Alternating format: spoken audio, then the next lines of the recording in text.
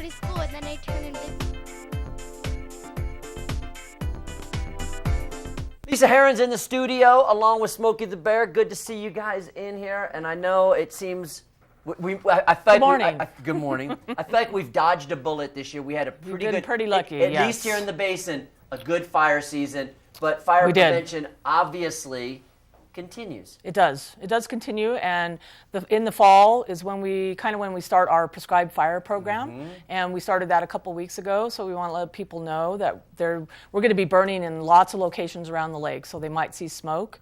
And we'd like to remind folks they can sign up for our prescribed fire notification list. Oh. They go to our website and send us an email, and we'll put you on the list. And every time we burn, we'll send you an email. So you guys have a prescription to burn. Yes. So what doctor do you go to? Good one. That's a good one, Todd. You like that one? I've been waiting for you guys to get here and drop that one on you. We've talked about that before. There's a lot of factors that go into deciding when and where to burn. And actually, we are having a prescribed fire open house on November 12th. I believe that's a Wednesday, so that's coming up in the next couple weeks. But talk about this, because you've educated me, and I'm always talking about that with either visitors that are in town, they see the smoke, and they go, oh my God, there's... I said, well, let's consider the factors. I'll bet it's a prescribed burn for these reasons. And talk about those a little bit. Well, it all depends on the temperature, the humidity, the wind. A lot of factors go into the planning. So for every fire that we do, there's a burn plan. And so the guys will look at the weather, they'll look at all these factors, and then we work with the local Air Resources Board in California and Nevada. And and what will happen is they will issue us a burn permit for that day, and that's when we go ahead and start and conduct the burn. And if someone's never been on a prescribed burn or driven past or ridden past one, explain too. I mean, the crew's out there, they've cleared the fuels away from this slash pile that they're burning. I mean, it's a very controlled situation. It is a controlled situation. I'm glad you pointed that out.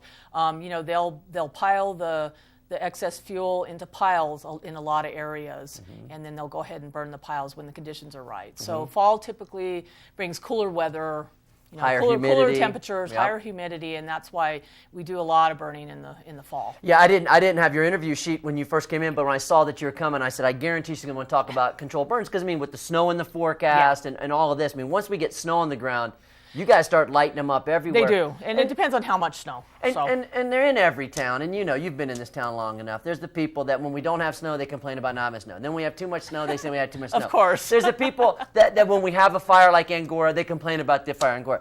Then those same people, when we do a control burn, you hear where I'm going, they say, oh, it's so smoky. Why do they have to have these? And what do you say to them other than just shut up? We try to remind them, that smoke from prescribed fire it's much shorter, a much shorter period. It's only a couple days usually, and it's much less intense. And if you remember the smoke we had from the King Fire and from last year from the Rim Fire, that lasted a long time. The Rim Fire was crazy. That was like 3 weeks. That's what I would say to the negative Nellies out there. So it's much shorter, and our prescribed fire burning program ties in with fire prevention, which is Smokey's thing. Smokey.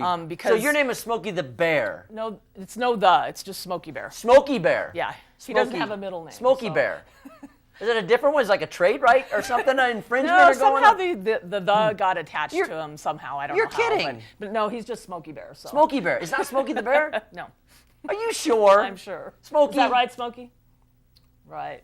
That's a thumbs up. That's a thumbs up. So we just wanted to tie that into our fire prevention program, because prescribed fire is part of that. We're trying to remove all the excess fuels from the forest. A big job, you can imagine. The Forest Service manages about 150,000 acres. It looks great, though, out there. And, really, we have too many trees. So they're trying to thin the forest, and get rid of those fuels to hopefully prevent a wildfire in the future. And the forest looks so much healthier. You go up that by Camp Rich and the West Shore. Isn't that great? I love it. Camp Rich is a great example. It's like a before and after right now. And they're working on right now getting to the other side of the road. So if you go out there, on the left side is where they've treated a couple years ago. It looks so good. And you can see the difference. You can kind of see through it. The trees are spread farther apart. On the other side, the trees are really dense and you can't see through it. You can't see through the forest. And that's what we're trying to remove to hopefully prevent wildfires in those areas.